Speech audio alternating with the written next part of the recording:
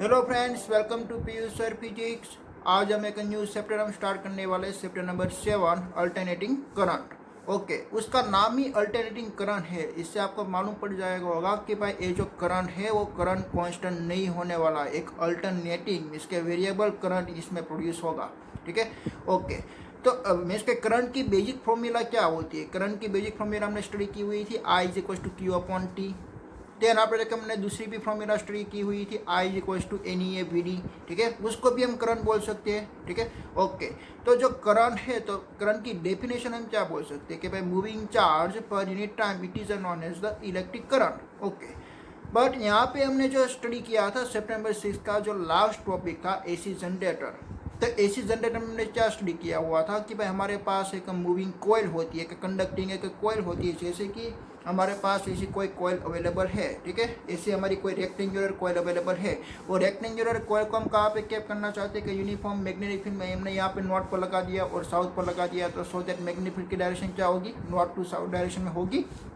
और then after हम उसको क्या करवाते हैं, उसमें रोटेशन करवाते हैं। जब भी हम उसको ऐसे रोटेशन करवाते हैं तब आपको मालूम पड़ेगा कि भाई उसका फ्लक्स चेंज होने वाला है। अगर फ्लक्स चेंज होता है तो इंड्यूस सीएमएफ जनरेट हो जाएगा। ठीक है, ऐसा किसने बताया था? फेरारी ने बताया था। ठीक है, ओके। तो देखिए कि मैं ए जो वाली लाइन है ना, ए वाली लाइन को हम नाम दे देते भाई ए, और ए वाली लाइन को हम नाम दे देते बी। ठीक है, तो जैसे ही हमने उसको रोटेशन करवाया, तो आप देख सकते हो कि भाई यहाँ पे आपका जो ए एन है वो ए एन अपवर्ड के डायरेक्शन में जाती है। तो ये किसकी डायरेक्शन हो गई? वेलोसिटी की डायरेक्शन, क्योंकि ये मूवमेंट कर रहा है ना, वर्टिकल डायरेक्शन में वो मूवमेंट कर रहा है। ठीक है, ऐसे वो मूवमेंट कर रहा है, तो उसका मीनिंग क्या हुआ कि भाई this direction is a velocity direction.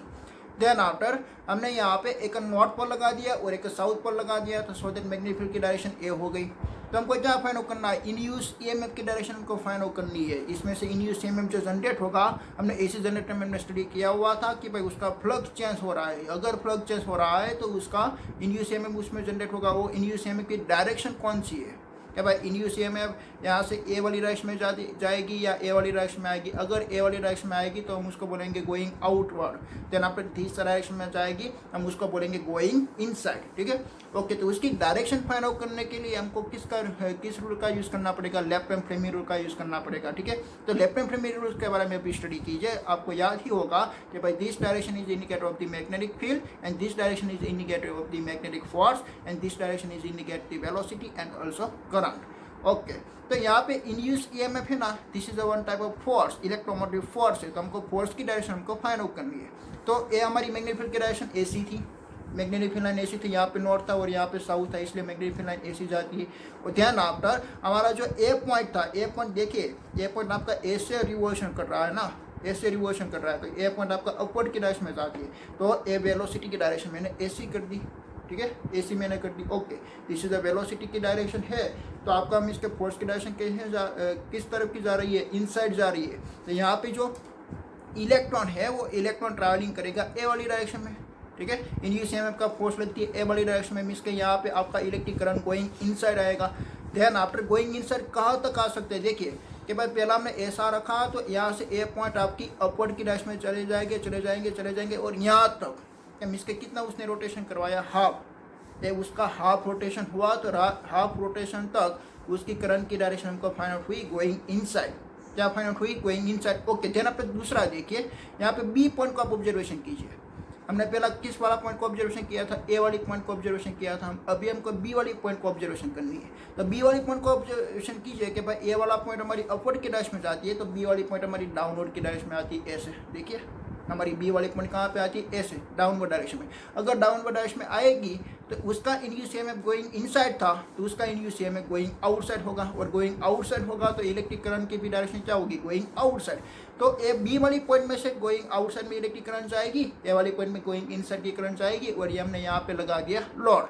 तो ऐसे हमारी इलेक्ट्रिक करंट इसके फ्लो कर रही है। बट ये जो फ्लो कर रही है वो एक फ्लो एक कंटिन्यूसली कर रही होगी ना? कंटिन्यूसली नहीं कर रही। कहाँ तक वो कर रही होगी? देखिए, जब पहले हमारी प्लेट एसी थी, ये हमारा एसी थी, ए वाला पॉइंट हमारा ए है, तो देखिए उसका हाफ रिवोल्यूशन तक ए वाली डायरेक्शन चलेगी। देन पर सेकेंड हाफ रिवोल्यूशन में क्या होगा? ए वाला पॉइंट डाउनवर्ड की डायरेक्शन में जा रही है और बी वाला पॉइंट अपवर्ड की डायरेक्शन में जा रही है। इनवर्स हो गया। ठीक है, पहला ए वाली पॉइंट अपवर्ड की डायरेक्शन में जा रही थी और बी वाली पॉइंट डाउनवर्ड डायरेक्शन में जा रही थी, अभी उसका अल्टरनेट चेंज हो गया कि भाई बी वाली पॉइंट अपवर्ड डायरेक्शन में जाएगी और ए वाली पॉइंट डाउनवर्ड डायरेक्शन में आएगी। तो ए वाली पॉइंट डाउनवर्ड डायरेक्शन में आएगी तो उसकी इलेक्ट्रिक करंट की डायरेक्शन इनसाइड के बदले क्या हो जाएगी, आउटसाइड, और उसकी जो आउटसाइड थी तो वो हो जाएगी इनसाइड। तो दोनों की डायरेक्शन चेंज हो गई। और डायरेक्शन इसके वन हम कंप्लीट रिवॉल्यूशन करेंगे, हमारा कोयल का हमने वन कंप्लीट रिवॉल्यूशन कर दिया तो ये जो डायरेक्शन है वो डायरेक्शन 2 बार चेंज होगी। हाफ हमने रिवॉल्यूशन किया तो हमारा ए पॉइंट में इसके अपवर्ड की डायरेक्शन में जा रहा था तो इलेक्ट्रिक करंट गोइंग इनसाइड थी, और जैसे ही आपका जो ए पॉइंट डाउनवर्ड की डायरेक्शन में जाया था गोइंग आउटसाइड आ जाएगी। ठीक है, ओके। तो इसके t/2 टी जितना टाइम, एक कंप्लीट रिवॉल्यूशन करने का टाइम कितना होता है, टाइम पीरियड टी जितना होता है। ठीक है, तो उसका हाफ रिवॉल्यूशन तक, उसकी हाफ रिवॉल्यूशन तक उसकी करंट की डायरेक्शन चेंज होगी। Then after second half revolution के बाद उसकी करंट की डायरेक्शन वापस चेंज हो जाएगी, रिवर्स हो जाएगी। ठीक है, तो यहाँ पे हमने क्या देखा कि भाई पीरियोडिकली उसकी डायरेक्शन चेंज होती है, हाफ पीरियोडिकली उसकी डायरेक्शन चेंज होती है। इसकी डायरेक्शन चेंज होती है वाई, करंट की डायरेक्शन चेंज होती है। ठीक है, तो यहाँ पे आपका करंट कोई एक पर्टिकुलर डायरेक्शन में नहीं जाता है, बट उसकी डायरेक्शन हाफ टाइम में चेंज हो जाती है। ओके, देन आप दूसरा देखिए, ये तो हमने डायरेक्शन के बारे में देखा कि भाई उसकी अब हमको फाइंड आउट करनी है कि भाई वैल्यू कितनी होती है, उसकी मैग्नीट्यूड कितनी होती है। तो मैग्नीट्यूड निकालने के लिए हमने फेराडे ने एक ज़बरदस्त हमको एक इक्वेशन दिया है। किसका इक्वेशन है वो, फ्लक्स इसके हमारा इंड्यूस ईएमएफ का इक्वेशन, E = -dφ/dt। तो उसने बताया कि भाई जैसे ही आपका फ्लक्स चेंज होगा तो हमको क्या फाइंड आउट होगा, इंड्यूस ईएमएफ फाइंड आउट होगा। तो यहाँ पे देखिए, यहाँ पे ऑब्जर्वेशन कीजिए कि आपका फ्लक्स भी चेंज हो रहा है। कैसे चेंज हो रहा है, देखिए यहाँ पे नॉर्थ पोल था और यहाँ पे साउथ पोल थी, तो मैग्नेटिक फील्ड की डायरेक्शन ऐसी थी मैग्नेटिक फील्ड की डायरेक्शन। आप देखिए ये जो आपकी 4 मैग्नेटिक फील्ड लाइन की डायरेक्शन है, तो हमने प्लेट को ऐसे पहले रखी थी, यहाँ पर मैंने 30 डिग्री को उसका एंगल चेंज कर दिया। 30 डिग्री चेंज होने से देखिए उसने 3 लाइनों को काट कर दिया। ठीक है, 30 डिग्री एंगल को चेंज किया तो उसने 3 लाइन थी तो 3 लाइन को उसने काट दिया। ओके, तो number of electric magnetic field line को काट दिए तो उसका क्या मीनिंग हुआ, यहाँ पे फ्लक्स चेंज हो रही है तो इंड्यूस ईएमएफ जनरेट होगा। देन आफ्टर नेक्स्ट वो 30 डिग्री में ओनली फॉर एक ही लाइन को काटती है। ठीक है, और यहाँ पे देखिए लास्ट में क्या होगा, लास्ट में तो टेंजेंशियल होगा, तो टेंजेंशियल होगा तो कोई भी फ्लक्स की वैल्यू चेंज नहीं होगी, तो यहाँ पे उसका फ्लक्स की वैल्यू वापस हो जाएगी 0। तो अब हम देखेंगे इसके एक ग्राफ में हम ड्रॉ करके उसकी फिगर हम ड्रॉ करके हम समझने वाले हैं कि भाई उसकी जो इंड्यूस ईएमएफ की वैल्यू है वो भी हमको हम फाइंड आउट कर सकते हैं, पर उसकी वैल्यू भी कांस्टेंट नहीं होती, उसका मैग्नीट्यूड भी कंटिन्यूसली चेंज होती है। तो यहाँ पे जो हमने देखा कि भाई इंड्यूस ईएमएफ की डायरेक्शन एक पीरियडिकली चेंज होती है और उसका जो मैग्नीट्यूड होता है वो मैग्नीट्यूड एक कंटिन्यूसली वेरिएबल होती है। तो उसके कारण जो इलेक्ट्रिक करंट मिलती है, this electric current is known as the alternating current. ऐसा हमने एक लास्ट चैप्टर का एक एंडिंग पॉइंट में हमने स्टडी किया हुआ था एसी जनरेटर में। एसी जनरेटर में जो हमारा इंड्यूस ईएमएफ हमारा मिल रहा था वो इंड्यूस ईएमएफ एक साइनोसॉइडल ग्राफ में हमने रिप्रेजेंट किया हुआ था कि भाई E = E0 sin ωt। ठीक है, तो जैसे हमारी साइन की वैल्यू चेंज होती है वैसे हमारा ई की वैल्यू भी चेंज होती है, हम वो यहाँ पे हम देखने वाले हैं। ठीक है, ओके फ्रेंड्स, तो हमने जो एसी जनरेटर में देखा कि भाई एसी करंट हमको प्रोड्यूस होती है। एसी करंट क्या मिसके जो प्रोड्यूस होती है तो इसमें इलेक्ट्रॉन का फ्लो कैसे होता है। देखिए कि भाई हमारा जो मिसके एसी जनरेटर की एक कॉइल है, वो कॉइल पहले एक हाफ रिवॉल्यूशन में एसी फ्लो करती थी, तब यहाँ पे इलेक्ट्रिक करंट जाती थी इनसाइड। तो इलेक्ट्रिक करंट इनसाइड जाती थी तो ये इलेक्ट्रिक चार्ज पार्टिकल है वो ऐसे जाएगा। मिसके यहाँ से लेके यहाँ तक वो डिस्टेंस ट्रैवल करेगा तो इतना टाइम t/2 टाइम हो गया। देन आपने सेकेंड t/2 टाइम में उसकी डायरेक्शन मिसके चेंज हो जाएगी, तो उसकी डायरेक्शन चेंज हो गई तो वो अपोजिट डायरेक्शन में आया। देन आपने वो वापस ए वाली डायरेक्शन में जाएगा और अपोजिट डायरेक्शन में आएगा, क्योंकि वो तो कंटिन्यूसली रोटेशन करती है। हमारे जो इंडिया में उसकी जो स्पीड होती है वो 3000 RPM होती है। वो मैंने आपको 6 सितंबर भी आपको बताया, क्योंकि हमारी जो हाउस में जो इलेक्ट्रिसिटी आती है उसकी फ्रिक्वेंसी होती है 50 हर्ट्ज। ठीक है, तो 50 हर्ट्ज होती है तो हमको RPM निकालनी है, तो RPM निकालने के लिए 50 × हम 60 कर देंगे तो 3000 RPM हमको मिलेगी। ठीक है, तो कंटिन्यूसली एक 3000 RPM से वो एक रोटेशन करती है, पर मिनट में वो 3000 रोटेशन कंप्लीट कर देती है, ऐसी उसकी स्पीड होती है। ठीक है, ओके। तो हमने देखा कि भाई ये इलेक्ट्रॉन इतना ही डिस्टेंस ट्रैवल कर लिया, देन पर उसकी डायरेक्शन चेंज हो गई तो वापस यहाँ पे आ जाएगा। तो करंट की डेफिनेशन क्या होती है कि भाई फ्लो ऑफ चार्ज, तो यहाँ पे फ्लो ऑफ चार्ज हुआ क्या, यहाँ से एक इलेक्ट्रॉन यहाँ पे गया और देना पर तो वापस यहाँ पे आ गया, इसमें कोई फ्लो ऑफ चार्ज तो हुआ ही नहीं। तो फ्लो ऑफ चार्ज नहीं हुआ तो एसी करंट क्या 0 मिलेगी ना, एसी करंट तो हमको मिलती है। ठीक है, बट ऐसी करंट हमको मिलेगी, क्यों मिलेगी? क्योंकि यहाँ पे चार्ज का तो मूवमेंट हो ही रहा है ना। जैसे कि हमने ऑक्सीलेशन मोशन हमने देखी कि भाई ऑक्सीलेशन मोशन कैसी होती है कि हमारे पास एक यहाँ पे थ्रेड अवेलेबल है और हमने यहाँ पे बॉब लटका दिया तो वो बॉब ऐसे डिस्प्लेसमेंट करती है, वो वापस तो यहाँ पे आती है, ठीक है। तो वो डिस्प्लेसमेंट तो करती है ना, वो डिस्प्लेसमेंट करती है। तो ऑक्सीलेशन मोशन है ना, it is a not average velocity motion, but वो कैसी उसकी वेलोसिटी कंटिन्यूसली चेंज होती है। This is a acceleration motion, हम उसको क्या बोल सकते हैं? एक्सेलरेशन मोशन बोल सकते हैं। तो डीसी करंट और एसी करंट में क्या डिफरेंट है? पर डीसी करंट में जो हमारा इलेक्ट्रॉन है ना वो ड्रिप करेगा, एक कंटिन्यूसली वेलोसिटी से वो ड्रिप करेगा कि भाई डीसी करंट में हमारा जो इलेक्ट्रॉन है वो कंप्लीट एक साइकिल में रिवॉल्यूशन करेगा। बट एसी करंट में ओनली फॉर क्या करती है? ओनली फॉर वो ऑक्सीलेशन मोशन करती है ऐसे, ठीक है, ओके। बट उसकी स्पीड मैक्सिमम होती है, तो जो उसकी ऑक्सीलेशन की जो फ्रीक्वेंसी होती है वो फ्रीक्वेंसी उसकी मैक्सिमम है, इसलिए ए वाली जो मोशन है हम उसको वाइब्रेशन मोशन भी बोल सकते हैं, क्योंकि वो एक हाई स्पीड से ऐसे ऑक्सीलेशन करती है, ठीक है, ओके। तो हमने फ्रीक्वेंसी को इंक्रीज कर देंगे, तो वो जो ऑक्सीलेशन मोशन है हम उसको बोल सकते हैं वाइब्रेशन मोशन। ऐसा भी हमने 11th में मैंने आपको बताया था, ठीक है, ओके। तो वो जो ऑक्सीलेशन मोशन होती है it is a acceleration motion. तो एक्सेलरेशन मोशन का मीनिंग क्या हुआ? देखिए कि भाई हमारा बॉब यहाँ से यहाँ तक कैसे ऐसे वो रिवॉल्यूशन करती है, ठीक है, बट यहाँ पे स्पीड कितनी हो जाती है? 0। तेना पर यहाँ पे स्पीड मैक्सिमम, तेना पर यहाँ पे स्पीड 0 हो जाती है, वो भी आपको मालूम है, ठीक है, ओके। तो करंट की फॉर्मूला जो होती है I = NE/ABD, तो यहाँ पे स्पीड इज 0, यहाँ पे स्पीड इज मैक्सिमम, यहाँ पे स्पीड इज 0। तो इसके कारण में करंट की वैल्यू भी क्या बोल सकते हैं? भाई यहाँ पे करंट इज मैक्सिमम, यहाँ पे करंट इज 0, सॉरी यहाँ पे current is 0 because speed is 0, और यहाँ पे speed is maximum so that current is maximum, यहाँ पे स्पीड इज वापस 0 सो दैट करंट इज वापस 0। तो कंटिन्यूसली क्या हो रही है? ध्यान आप करंट की डायरेक्शन देखिए, चेंज हो रही है ऐसे। तो करंट की डायरेक्शन भी पीरियडिकली चेंज होती है और मैग्नीट्यूड भी कंटिन्यूसली चेंज होती है। तो एसी करंट को हम क्या बोलेंगे? एसी करंट को ही हम एसी करंट बोलेंगे भाई, चलाया। ऐसा नेचर वाली करंट को हम क्या बोलेंगे? एसी करंट बोलेंगे। इसमें हमारा इलेक्ट्रॉन फ्लो नहीं होता है। बट डीसी करंट में क्या होता है? इलेक्ट्रॉन कंटिन्यूसली कांस्टेंट स्पीड से वो ड्रिप करती है, कांस्टेंट ड्रिप वेलोसिटी से और कंटिन्यूसली ड्रिप करती है। और कहाँ तक वो जाती है? ये जो इलेक्ट्रॉन है उसके पास नेगेटिव चार्ज है, तो भाई कहाँ पे जाएगा? पॉजिटिव चार्ज की टूवर्ड जाएगी, एक पॉजिटिव प्लेट की टूवर्ड्स हो जाएगी, ठीक है। बट यहाँ पे क्या है? यहाँ पे एसी करंट में वो ओनली फॉर ऑक्सीलेशन मोशन ही करती है। चला है आपको? ओके। तो ऐसा उसका नेचर होता है। ऐसा हमने एक इसके 6th चैप्टर का एक लास्ट टॉपिक में हमने स्टडी किया था। बट यहाँ पे मैंने आपको एक दूसरे एक फिनोमिना के बारे में बताया कि भाई वो एक ऑक्सीलेशन मोशन करती है। इसके कारण यहाँ पे जो जनरेट होने वाली जो करंट है इट इज़ अ नॉट एक डायरेक्शनल करंट, वो कोई एक पर्टिकुलर डायरेक्शन में नहीं जाती है, बट उसकी डायरेक्शन चेंज होती है, इसलिए हम उसको क्या बोलते हैं? अल्टरनेटिंग करंट बोलते हैं, ठीक है। ओके फ्रेंड्स, आज हम एक न्यूज़ चैप्टर हम स्टार्ट करने वाले हैं, अल्टरनेटिंग करंट। ओके, तो अल्टरनेटिंग करंट हमने जो लास्ट में हमने 6th चैप्टर में स्टडी किया हुआ था, तो 6th चैप्टर का जो लास्ट टॉपिक था वो था एसी जनरेटर, ठीक है। तो एसी जनरेटर में हमको बेसिक हम इसके करंट क्या होती है? इलेक्ट्रिक करंट हम किसको बोलते हैं कि भाई चार्ज पर unit time it is known as the electric current. तो उसका बेसिक इक्वेशन हमको क्या मिला? I = Q/T मिला, ठीक है।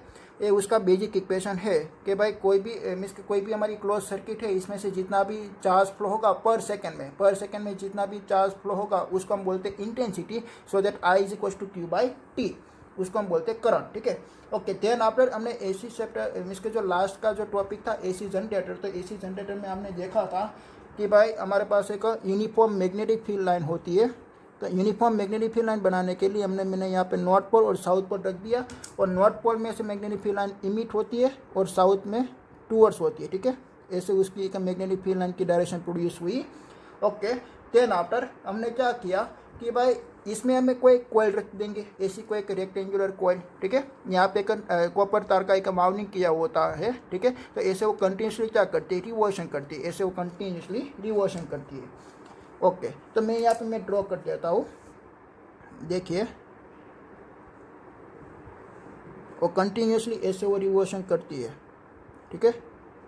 ओके, तो यहाँ के पॉइंट का मैंने नाम दे दिया ए पॉइंट, और ए वाली पॉइंट का मैंने नाम दे दिया बी पॉइंट।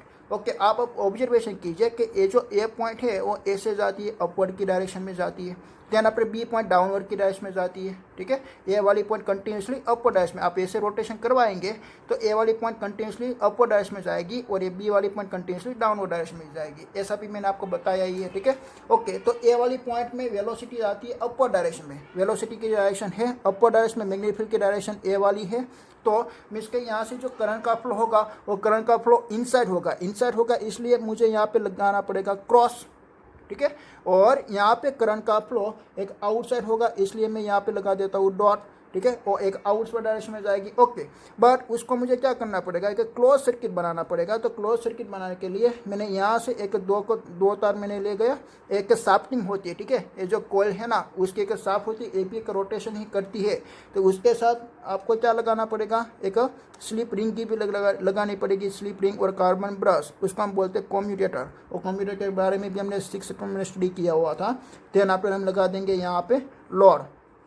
तो आपकी करंट को हम इसके फ्लो करवाने के लिए आपकी जो सर्किट है वो सर्किट की नेसेसरी क्या होती है कि भाई आपकी सर्किट एक क्लोज सर्किट होनी चाहिए। तो जैसे मैंने यहाँ से लेके यहाँ तक आप देखिए, ओके। तो वो जो कंप्लीट वन रिवोल्यूशन करेगा, ये आपका जो ए पॉइंट है, ए पॉइंट आपका एक कंप्लीट वन रिवोल्यूशन करेगा तो उसमें टाइम लगेगा टी। कितना टाइम लगता है, टाइम पीरियड टी लगता है। बट यहाँ पे देखिए कि भाई आपका जो ए पॉइंट है यहाँ से लेके यहाँ तक जो इतना डिस्टेंस वो ट्रैवल करती है, यहाँ से लेके यहाँ तक कितना डिस्टेंस ट्रैवल करती है, तब उसका टाइम कितना लगता है, t/2 टाइम लगता है, हाफ टाइम लगता है, ठीक है। ओके, तो हाफ टाइम में जो आपका ए पॉइंट है ना वो अपवर्ड की डायरेक्शन में जाती है। तो अपवर्ड की डायरेक्शन में जाएगी तो इलेक्ट्रिक करंट यहाँ पे इनसाइड की डायरेक्शन में आएगी। तो मैं यहाँ पे इलेक्ट्रिक करंट की मैं साइन में इंडिकेट कर देता हूँ, ठीक है। तो ऐसे आपकी इलेक्ट्रिक करंट इनसाइड जाएगी। और यहाँ से ए बी वाली पॉइंट में देखिए तो उसकी अपोजिट डायरेक्शन में ए वाला बी पॉइंट ऐसे डाउनवर्ड डायरेक्शन में चले जाएंगे। तो डाउनवर्ड डायरेक्शन में जाएगा तो इलेक्ट्रिक करंट की डायरेक्शन आउटवर्ड में जाएगी। तो यहाँ पर इलेक्ट्रिक करंट आपको ऐसे मिलती है। देन आप देखिए हाफ टाइम तक ऐसा चलता है। देन आप सेकेंड हाफ टाइम तक ये आपका जो ए पॉइंट है ना वो यहाँ से डाउनवर्ड की डायरेक्शन में जाती है। ए पॉइंट यहाँ पे आ गया और बी पॉइंट चला गया यहाँ पे। तो अब ए पॉइंट आपकी डाउनवर्ड डायरेक्शन में जाती है और बी पॉइंट अपवर्ड की डायरेक्शन में जाती है। तो अब क्या होगा कि भाई ए वाली पॉइंट में जो इलेक्ट्रिक करंट आती थी ना, अब ए वाली पॉइंट में इलेक्ट्रिक करंट एग्जिट होगी, ठीक है। ए वाली पॉइंट में देखिए इलेक्ट्रिक करंट इसके एंटर हो रही थी और यहाँ पे बी वाली पॉइंट में इलेक्ट्रिक करंट एग्जिट हो रही थी। बट जैसे ही हमने हाफ रिवोल्यूशन कंप्लीट कर दिया तो सेकंड हाफ रिवोल्यूशन में क्या हो जाएगी, उसकी डायरेक्शन चेंज हो जाएगी। आप उसकी डायरेक्शन कैसे फाइंड आउट कर सकते हो, एक लेफ्ट हैंड फ्रेमिंग रूल से आप फाइंड आउट कर सकते हो। देखिए ये आपकी है फोर्स की डायरेक्शन, ये आपकी मैग्नेटिक फील्ड की डायरेक्शन, ये होती है वेलोसिटी की डायरेक्शन। तो यहाँ पे वेलोसिटी की डायरेक्शन ए से आप में यहाँ से ए वाली पोजीशन के लिए मैं फाइंड आउट करूँ तो ये आपका ए पॉइंट अपवर्ड की डायरेक्शन में जाती है। तो ए से अपवर्ड की डायरेक्शन में तो देखिए इलेक्ट्रिक करंट की डाउन इनसाइड जाती है। तो यहाँ पे इलेक्ट्रिक करंट इनसाइड जाती है। देन आप ए वाली पोजीशन के लिए देखिए वेलोसिटी आती है ए से, तो आपका इसका थंब ए से आता है तो ए इलेक्ट्रिक करंट आपकी अपवर्ड डायरेक्शन में आती है, ठीक है। तो ए से इसके हाफ रिवोल्यूशन में क्या हुआ, हाफ रिवोल्यूशन तक उसकी डायरेक्शन सेम रही, बट सेकेंड हाफ रिवोल्यूशन तक उसकी डायरेक्शन अपोजिट हो गई। तो उसकी डायरेक्शन अपोजिट हो गई तो उसका मीनिंग क्या हुआ कि भाई करंट की डायरेक्शन ऐसे हो गई, ठीक है। करंट की डायरेक्शन चेंज हो जाती है, ओके। तो उसका मीनिंग क्या हुआ कि भाई कंप्लीट रिवोल्यूशन करवाने से हमारी जो कॉइल है वो एक यूनिफॉर्म मैग्नेटिक फील्ड लाइन में एक कंप्लीट हम रिवोल्यूशन करवाएंगे, तब इसमें से इंड्यूस ईएमएफ तो जनरेट होगा। बट वो इंड्यूस ईएमएफ से कारण जो इलेक्ट्रिक करंट हमको मिल रही है, इंड्यूस ईएमएफ भी हमारा 2 बार उसकी डायरेक्शन चेंज होती है। सो दैट इंड्यूस ईएमएफ से जो प्रोड्यूस होने वाला है इंड्यूस करंट, उसकी भी डायरेक्शन 2 बार चेंज होती है। तो उसकी डायरेक्शन एक पीरियोडिकली चेंज होती है, ऐसा हमने फाइंड आउट कर लिया। देन आफ्टर नेक्स्ट हमको देखना है कि भाई उसका मैग्नीट्यूड के बारे में। तो उसका मैग्नीट्यूड हमको बताया फेराडे नाम का साइंटिस्ट ने। उसने क्या बताया कि भाई मैग्नेटिक इंड्यूस ईएमएफ कब चेंज होता है, इंड्यूस ईएमएफ कब प्रोड्यूस होता है, जब आपका मैग्नेटिक फ्लक्स चेंज होता है तब इंड्यूस ईएमएफ जनरेट होती है। तो उसका बेसिक इक्वेशन था E=dφ/dt। ये है उसका इक्वेशन और यहाँ पे आती थी माइनस साइन, क्योंकि ये induce EMF continuously magnetic flux का अपोज कर रहा था। जैसे कि मैग्नेटिक फ्लक्स इंक्रीज होगा तो इंड्यूस ईएमएफ उसका मैग्नेटिक फ्लक्स को डिक्रीज कर देगा, और मैग्नेटिक फ्लक्स डिक्रीज होगा तो इंड्यूस ईएमएफ ऐसे जनरेट होगा तो उसकी फ्लक्स की वैल्यू इंक्रीज कर देगा, ठीक है। वो उसका कंटिन्यूसली अपोज करता है, इसलिए यहाँ पे माइनस साइन आती है, ओके। देन आफ्टर ये जो फ्लक्स की वैल्यू कैसे चेंज होती है, फ्लक्स आप कैसे चेंज कर सकते हो। यहाँ पे देखिए मैग्नेटिक फ्लक्स हम किसको बोलेंगे, magnetic field line is intersect to the area, it is known as a magnetic flux. तो यहाँ पे देखिए कि भाई जैसे यहाँ पे हमारा जो ये जो रोटेशन कर रही है तो ऐसे ही रोटेशन करेगी तो वो थिन लाइन को वो ऐसे ही काट लेगी, ठीक है। देखिए कि भाई हमारा इसके ऐसी कोई पोजीशन है तो उसने इतना 30 डिग्री तक उसने रोटेशन करवाए, पहले यहाँ तक था वो, तो उसने 30 डिग्री रोटेशन करवा दिया, यहाँ तक का उसने रोटेशन करवा दिया ऐसे। तो ये एंगल आप मान लीजिए कि भाई सपोज के 30 डिग्री होगा, ठीक है, यहाँ तक का 90 डिग्री है। तो उसने कितनी लाइन को काटा, देखिए ये सभी मैग्नेटिक फील्ड लाइन की लाइन है, तो उसने इतनी लाइन को उसने काट दिया, ठीक है, ओके। और यहाँ पे हमको मिलेगा कितना कि भाई मैक्सिमम कहाँ तक का मिलता है, मैक्सिमम हमको ई नॉट यहाँ तक का मिलता है, तो ए वैल्यू होगी उसकी ई नॉट की वैल्यू। तो ए किसकी वैल्यू है, मैंने यहाँ से इतना हाइट मैंने बता दिया, देखिए ये हाइट जो है परपेंडिकुलर मैंने बताया, this is the effective EMF, तो मैं ई को मैं लिख देता हूँ, ओके। तो ए उसकी रेडियस है, तो ए भी क्या हो गई, उसकी रेडियस हो गई ना, तो उसको भी मैंने क्या नाम दे दिया, ई नॉट नाम दे दिया, ख्याल आया आपको, उसको भी मैंने ई नॉट नाम दे दिया, ओके। तो यहाँ पे कोई एंगल होगा, वो एंगल होगा theta, but theta is equal to हम क्या लिख सकते हैं, ओमेगा टी हम लिख सकते हैं। तो मैंने यहाँ पे लिख दिया ओमेगा टी। क्यों ओमेगा टी हम लिख सकते हैं, because omega is angular velocity, omega को हम क्या बोलते हैं, एंगुलर वेलोसिटी हम बोलते हैं, ठीक है, ओके। तो एंगुलर वेलोसिटी, तो omega is equal to theta upon T, so the theta is equal to omega T हम लिख सकते हैं। तो मैंने यहाँ पे ओमेगा टी मैंने लिख दिया, ओके। तो यहाँ पर क्या होने वाला है, देखिए कि भाई यहाँ पे देखिए कि भाई देखिए उसका एंगल में इसका 30 डिग्री है और उसने इतना मैग्नेटिक फ्लक्स को काट दिया। तो यहाँ पर सेकंड 60 डिग्री में ओनली फॉर एक ही लाइन को काटती है। तो यहाँ पे जो मैग्नेटिक फ्लक्स हमको मिलेगा वो भी कंटिन्यूसली नहीं मिलेगा, उसकी भी वैल्यू क्या होगी, चेंज होगी। और स्टार्टिंग में तो जीरो था, देना पर वो मैक्सिमम, देना पर वो वापस यहाँ पे जीरो, देना पर यहाँ पे नेगेटिव में मैक्सिमम, देना पर वापस यहाँ पे जीरो, देना पर यहाँ पे मैक्सिमम। ऐसा क्यों हुआ आप देख सकते हो यहाँ पे प्रैक्टिकली। देखिए मैं आपको यहाँ पे मैं ड्रॉ करके मैं वापस आपको बताता हूँ। देखिए ये सभी मैग्नेटिक फील्ड लाइन है, ठीक है, और उसकी इनसाइड हमने एक कॉइल को हमको रोटेशन करवानी है, ठीक है। वो कॉइल ऐसे रोटेशन होगी, तो उसका शेप ही मैंने ड्रॉ किया है, एक कॉइल नहीं है, एक कॉइल का मैंने शेप ड्रॉ किया है, वो राउंड शेप में वो रोटेशन होगी ना।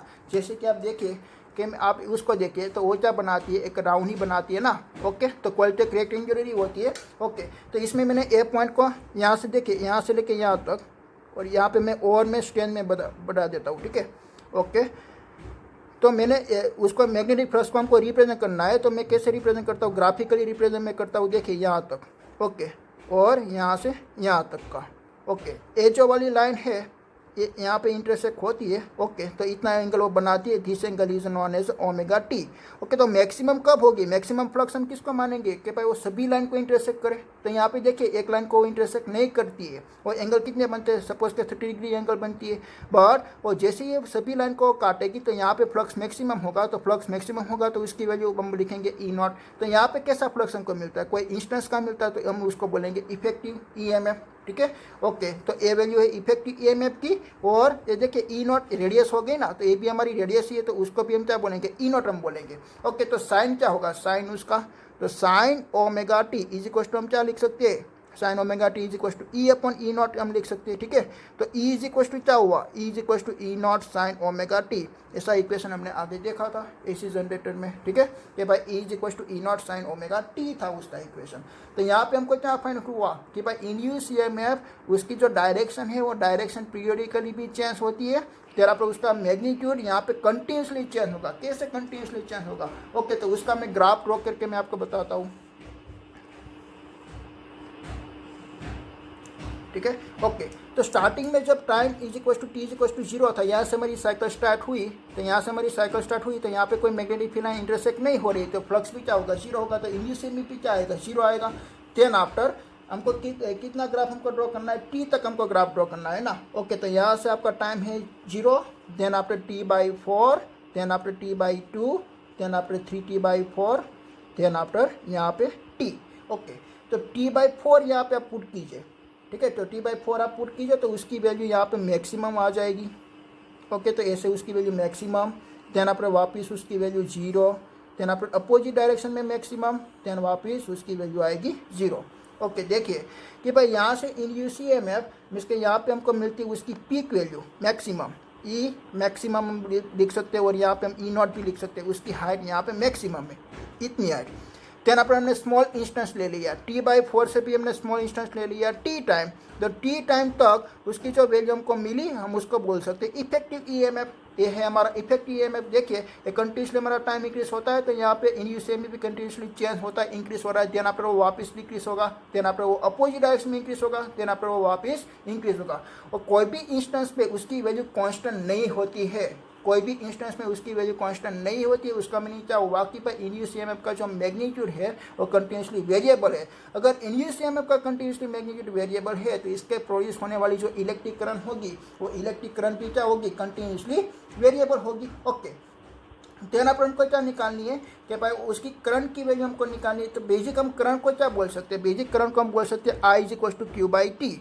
तो Q क्या होती है, चार्ज ऑफ फ्लो, ठीक है, चार्ज का फ्लो होती है, Q हमारा होता है चार्ज, तो करंट हम किसको बोलते हैं, चार्ज का फ्लो को ही हम करंट बोल सकते हैं ना, चार्ज फ्लो पर यूनिट टाइम। ओके, तो देखिए यहाँ पे किसका फ्लो होगा, यहाँ पे इलेक्ट्रिक करंट का फ्लो होगा, इलेक्ट्रिक करंट का फ्लो होगा। बट इलेक्ट्रिक करंट कैसे प्रोड्यूस होती है, चार्ज का फ्लो होने से, तो यहाँ पे इलेक्ट्रॉन का फ्लो होगा। देखिए जैसे ही हमारा ए पॉइंट यहाँ से लेके यहाँ तक का रिवोल्यूशन करता था तो इंड्यूस ईएमएफ को मिलता था इन साइड पे, तो हमारा इलेक्ट्रॉन चार्ज पार्टिकल है, वो चार्ज पार्टिकल्स ने यहाँ से लेके यहाँ तक का उसने डिस्टेंस ट्रैवल किया, इतना उसने डिस्टेंस ट्रैवल किया, ठीक है। अभी इतना उसने डिस्टेंस ट्रैवल कर लिया तो उसका टाइम लग गया t/2। तो यहाँ पर सेकेंड t/2 टाइम में उसकी डायरेक्शन चेंज होने वाली थी, तो इलेक्ट्रिक करंट के वापस डायरेक्शन चेंज होकर वो वापस यहाँ पे आ गया। तेना पर वापस क्या होगा, अपवर्ड की डायरेक्शन में जाएगा, तेना पर वापस t/2 टाइम पे वो वापस नीचे की डायरेक्शन में आ जाएगा, तेना पर वापस अपवर्ड और डाउनवर्ड, ऐसे वो कंटिन्यूसली वो मोशन करती है। बट हमारी डीसी करंट में क्या होती है, डीसी करंट में हमारा चार्ज पार्टिकल कंटिन्यूसली एक ही फ्लो डायरेक्शन में जाती है। बट एसी करंट में क्या होती है, एसी करंट में वो ओनली फॉर एक डिस्टेंस में, एक मीन्स के अपनी पोजीशन में वो डिस्प्लेसमेंट करती है।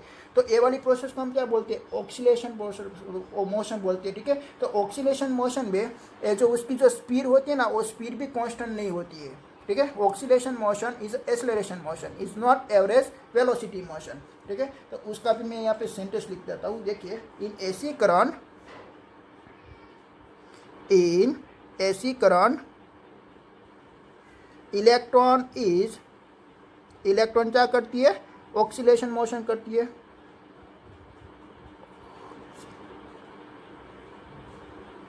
Oscillation on the same place, ठीक है, वही प्लेस में वो ऑक्सीलेशन मोशन करती है। व्हेन डीसी करंट में क्या होती है, डीसी करंट में इलेक्ट्रॉन ड्रिप करती है, इलेक्ट्रॉन ड्रिप करके वो कंप्लीट वन रिवोल्यूशन करेगा। Electron is a drift at particular direction, उसकी डायरेक्शन भी चेंज नहीं होती है। यहाँ पे तो क्या होती है कि भाई जैसे t/2 टाइम में हमारा इलेक्ट्रॉन ए वाली डायरेक्शन में गया तो सेकंड t/2 में रिवर्स डायरेक्शन में आएगा, ठीक है। तो वो मूवमेंट ही नहीं कर पाएगा ना, वो लार्ज डिस्टेंस ही नहीं ट्रैवल कर पाएगा, ठीक है। वो ओनली फॉर अपनी पोजीशन में क्या करती है, ऑक्सीलेशन करती है। ये भी क्या करेगी, अपनी पोजीशन में ऑक्सीलेशन, यहाँ पे जो इलेक्ट्रॉन है वो भी अपनी पोजीशन में ऑक्सीलेशन करेगा, बट वो एक कंप्लीट रिवोल्यूशन करके नहीं आएगा। बट डीसी करंट में क्या होती है, वो कंटिन्यूसली उस पर एक ड्रिप वेलोसिटी लगती है, तो वो कंटिन्यूसली एक पर्टिकुलर डायरेक्शन में, जैसे कि हमारे इलेक्ट्रिक चार्ज पार्टिकल ऐसे गया तो वो एसी डायरेक्शन में वो आगे बढ़ेगा डीसी करंट में, बट एसी करंट में ऐसा होता है, ठीक है। और oscillator electron, oscillation electron so that oscillator motion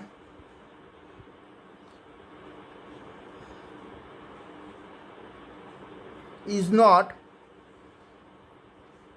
average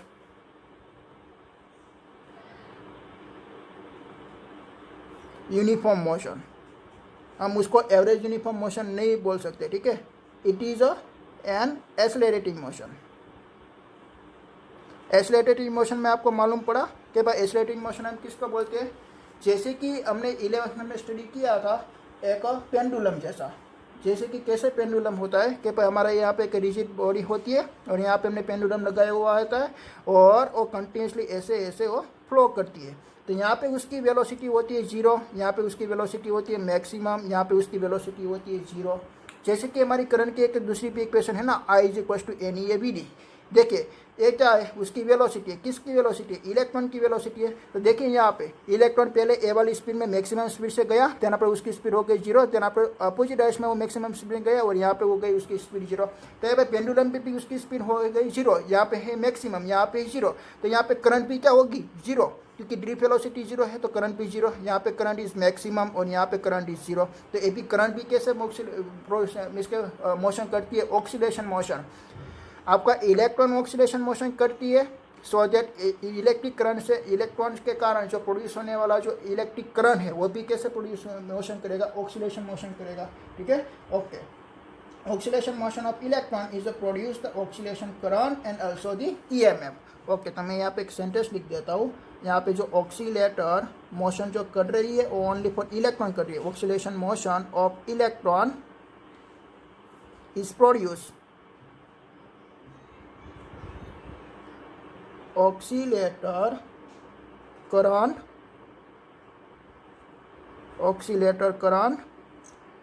and also EMF। ठीक है, तो यहाँ पे जो EMF भी प्रोड्यूस होगा वो भी एक ऑक्सीलेशन मोशन करेगा, करंट भी ऑक्सीलेशन मोशन करेगा, क्योंकि इलेक्ट्रॉन ही ऑक्सीलेशन मोशन करती है ना, इलेक्ट्रॉन ही ऑक्सीलेशन मोशन करती है। मैंने एसी जनरेटर 6 में मैंने पढ़ाया था, बट इतना मैंने आपको डीप में नहीं बताया था।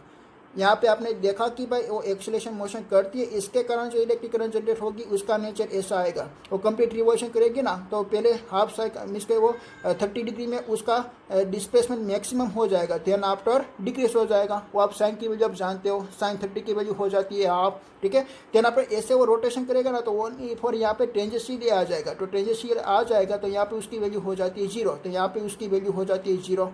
ठीक है, स्टार्टिंग यहाँ से होती है, स्टार्टिंग यहाँ से होती है, यहाँ पे मैक्सिमम, देन आपने यहाँ पे 0, तो यहाँ से लेके यहाँ तक का मैक्सिमम, देन आपने वापस 0, देन आपने यहाँ पे अपोजिट डायरेक्शन में, तो ये अपोजिट डायरेक्शन है, मैं यहाँ पे -E0 लिख देता हूँ। ठीक है, उसकी पीक वैल्यू है मैक्सिमम।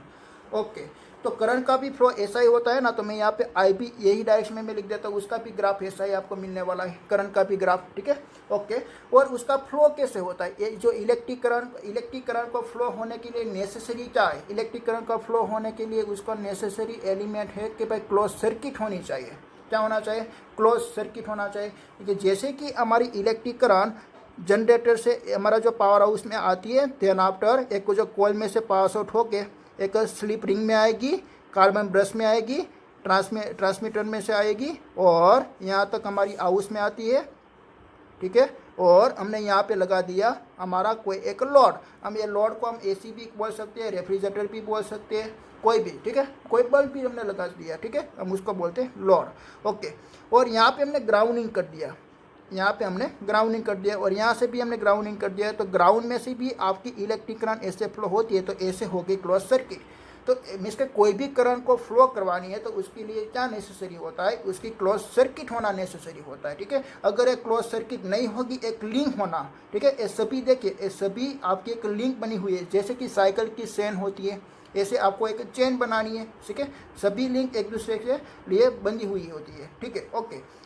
तो जैसे ही यहाँ पे एक जनरेटर होता है, वो जनरेटर क्या करती है? वो इलेक्ट्रॉन को पुश करती है, ओनली फॉर क्या करती है? वो ए डायरेक्शन में वो पुश करेगी, तो यहाँ पे लोड में ए डायरेक्शन में वो इलेक्ट्रॉन ट्रांसफर होगा। देन आफ्टर दूसरे हाफ टाइम में वो अपोजिट डायरेक्शन में वो पुश करती है, तो यहाँ पे वो अपोजिट डायरेक्शन में पुश करेगी, तो ओनली फॉर यहाँ पे क्या करती है? ऑक्सीलेशन।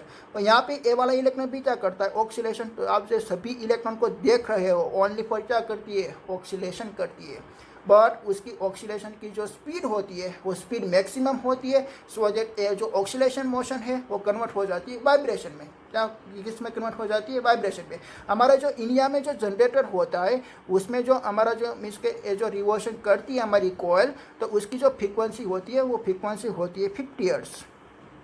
फ्रीक्वेंसी का क्या मीनिंग हुआ कि भाई वो 1 सेकंड में वो 50 टाइम्स वो रिवॉल्यूशन करेगा। वो 50 टाइम रिवॉल्यूशन करेगा तो उसका क्या मीनिंग हुआ कि भाई ये जो है पार्टिकल वो वाइब्रेशन ही करने लगेगा। ठीक है, वो कंटिन्यूसली क्या करता है? वाइब्रेशन। ओके, तो उसकी इसकी स्पीड कितनी होगी? आरपीएम में हमको निकालनी है, आरपीएम। तो आरपीएम में हम निकालेंगे तो 50 × हम 60 कर देंगे, तो 3000 आरपीएम। तो हमारी जो कॉइल है वो कॉइल वो कंटिन्यूसली 3000 आरपीएम से वो रोटेशन करती है हमारे इंडिया में। बट ऑस्ट्रेलिया में और यूएसए में उसकी फ्रीक्वेंसी होती है 60 हर्ट्ज, तो उसका आरपीएम होता है 3600 आरपीएम। ऐसा तो मैंने मीन्स के AC जनरेटर में आपको बताया है, ठीक है।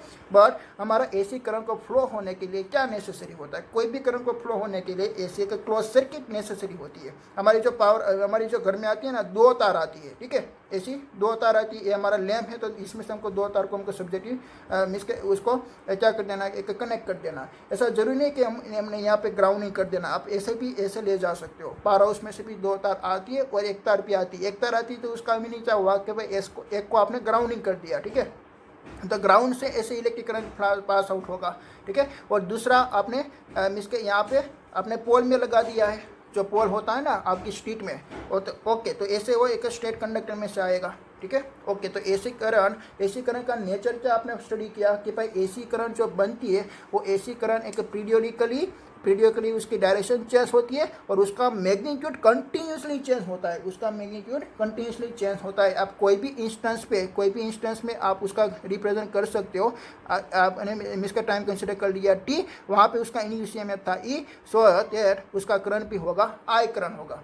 देन पर T/4 टाइम में उसका करंट मैक्सिमम, देन पर T/2 टाइम में उसका करंट मिनिमम, देन पर अपोजिट डायरेक्शन में, और देन पर वापस 0 हो जाएगा, ठीक है। ओके, तो हमको उसका नेचर के बारे में हमने स्टडी किया और हमने देखा कि भाई वो DC करंट से डिफरेंट है। DC करंट क्या करती है, वो कंटिन्यूसली वो एक स्टेडी करंट होती है और उसका ग्राफ ऐसे मिलता है। वो कंटिन्यूसली एक ही लोकेशन पे, मीन्स के वो कंटिन्यूसली उसकी जो ड्रिप होती है वो कंटिन्यूसली कांस्टेंट होती है। इसके लिए जो उसका करंट मिलेगा वो कांस्टेंट ही मिलेगा, वो स्टेडी मिलेगा, ठीक है। तो हम उसको क्या बोलेंगे, एक स्टेडी करंट बोलेंगे, और उसकी डायरेक्शन ही सेम ही होती है, ऐसी ही जाएगी, ठीक है। ओके, हेलो फ्रेंड्स, आपने AC करंट का नेचर के बारे में तो आपने स्टडी कर लिया कि भाई AC करंट एक पीरियडिकली उसकी डायरेक्शन चेंज होती है, देन आप कंटिन्यूसली उसकी मैग्नीट्यूड चेंज होती है। देन पर आपको most important factor find out करना कि भाई उसको हम मेजरमेंट हम कैसे करेंगे, उसकी वैल्यू हम कैसे फाइंड आउट करेंगे, ठीक है। तो उसको मेजरमेंट करने के लिए हमारे पास 2 मेथड अवेलेबल है। First is a complex method and second is a effective method. Okay, तो फर्स्ट ऑफ ऑल हम मेथड देखने वाला है कि भाई कॉम्प्लेक्स मेथड हम किसको बोलेंगे, कि हमारे पास बेसिक करंट का इक्वेशन अवेलेबल है I = Q/T and second equation available है I = NEAVD। ओके, तो फर्स्ट वाला इक्वेशन देखिए कि भाई I = Q/T में हमको Q की वैल्यू हमको निकालनी है, तो हम कैसे निकालेंगे, भाई क्वांटाइजेशन चार्ज से हम निकालेंगे Q = NE। तो इसमें हमको क्या करना पड़ेगा, नंबर ऑफ इलेक्ट्रॉन को काउंट करना पड़ेगा। जैसे कि मेरे पास ऐसा कोई एक कंडक्टर अवेलेबल है, इसमें से करंट का फ्लो हो रहा है, बट मुझे फाइंड आउट करना है। तो मुझे फाइंड आउट करने के लिए मुझे चार्ज को काउंट करना पड़ेगा, ठीक है। तो चार्ज को काउंट करने के लिए मुझे क्या करना पड़ेगा कि भाई उसकी इनसाइड इलेक्ट्रॉन कितना है वो मुझे काउंट करना पड़ेगा। क्या ऐसा पॉसिबल है, मैं क्या इलेक्ट्रॉन उसको काउंट कर सकता हूँ? नहीं कर सकते हैं, ठीक है। तो नहीं कर सकते, उसका मीनिंग क्या हुआ कि भाई complex method is not possible. Then आप दूसरी मेथड देखिए, इफेक्टिव मेथड। तो इफेक्टिव मेथड का नाम से ही आपको मालूम पड़ जाएगा, इफेक्ट, कोई इफेक्ट से प्रोड्यूस होने वाली ये करंट। तो कैसे इफेक्ट है हमारे पास, एक हीटिंग इफेक्ट हो सकती है, मैग्नेटिक इफेक्ट हो सकती है और केमिकल इफेक्ट हो सकती है। तो फर्स्ट ऑफ ऑल हम देखने वाले हैं मैग्नेटिक इफेक्ट। तो मैग्नेटिक इफेक्ट हम किसको बोलेंगे, ऐसा इफेक्ट हमने आगे स्टडी कर लिया है चैप्टर नंबर 4 में, आपको याद दिला देता हूँ। देखिए कि भाई ऐसा तो हमारे पास 2 कंडक्टर अवेलेबल था, उसकी इसका जो डिस्टेंस है वो डिस्टेंस हमने रखा था 1 मीटर और उसकी लेंथ है वो भी है हमारी 1 मीटर, ठीक है। तो ऐसे हमने रखा, तो ऐसे रखा था। देन आफ्टर दोनों की करंट की जो डायरेक्शन थी और दोनों की करंट की डायरेक्शन पहले सेम थी, तो सेम थी। तो इसमें कौन सा फोर्स लगेगा, अट्रैक्टिव फोर्स लगेगा। तो मैंने उसको फिक्स कर दिया, तो एक उसकी टूवर्ड्स आएगा, तो वो इसकी टूवर्ड्स आएगा, वो हम फोर्स की वैल्यू हम फाइंड आउट कर सकते हैं। इसीलिए हमने 11th का सभी सारी एप्लीकेशन में देखी थी ऐसे फोर्स की वैल्यू फाइंड आउट करने के लिए, ठीक है। ओके, जब भी यहाँ पे ये जो सेकेंड कंडक्टर है, वो सेकेंड कंडक्टर उसकी टूवर्ड्स आएगा, वो जब उसका फोर्स 2 × 10⁻⁷ न्यूटन लगेगा, जब उसका फोर्स 2 × 10⁻⁷ न्यूटन लगेगा, तब हम क्या मान लेंगे, इन दोनों कंडक्टर में से करंट फ्लो हो रही है 1 एम्पियर। ऐसा मैंने कैसे बोल दिया कि भाई आपके पास फोर्स की इक्वेशन अवेलेबल है, F = μ0I1I2L/2πd। ओके, तो इसमें आप देखिए L की वैल्यू भी 1 पुट कीजिए और D की भी वैल्यू आप 1 पुट कीजिए, तो उसका फोर्स की वैल्यू आएगी 2 × 10⁻⁷ न्यूटन। तब करंट की वैल्यू क्या होगी, 1 एम्पियर। तो ऐसे आप इफेक्ट से, मैग्नेटिक इफेक्ट से आपने करंट की वैल्यू फाइंड आउट कर लिया। देन आप सेकेंड इफेक्ट देखिए, हीटिंग इफेक्ट। तो हीटिंग इफेक्ट में मैंने एक सिंपल सा एग्जांपल मैं आपको देता हूँ कि भाई मेरे पास एक 1 ग्लास वाटर अवेलेबल है, उसको मुझे हीट करना है। उसको हीट करने के लिए मैंने करंट सप्लाई कर दिया 1 एम्पियर और मैं देखता हूँ को उसको हीट करने में लगती है 10 मिनट। देन आफ्टर दूसरी मैंने एप्लीकेशन यूज़ कर लिया, इसमें ओनली पर लगती है 5 मिनट। तो उसका क्या मीनिंग हुआ, यहाँ पे करंट की वैल्यू ज़्यादा हो गई, 2 एम्पियर हो गई। फर्स्ट वाले केस में ओनली पर 1 एम्पियर थी। देन आफ्टर दूसरी में एप्लीकेशन लाया, उसका मैंने यूज़ किया, तो इतना ही वाटर को इसके हीटिंग करने के लिए 20 मिनट लगा। तो उसका मीनिंग क्या हुआ कि भाई उसकी करंट हाफ हो गई है, 0.5 एम्पियर। ऐसे आप हीटिंग इफेक्ट से भी करंट की वैल्यू आप मेजरमेंट कर सकते हो। ठीक है, तो ऐसे इफेक्ट मेथड से आप करंट की वैल्यू उसकी फाइंड आउट कर सकते हो। ओके फ्रेंड्स, तो आपने देखा कि भाई हमारी जो 2 टाइप की मेथड थी, इसमें से आप इफेक्टिव मेथड से इलेक्ट्रिक करंट की वैल्यू आप निकाल सकते हो। बट मेन यहाँ पे टॉपिक हमारा है कि भाई एसी करंट को हमको निकालनी है।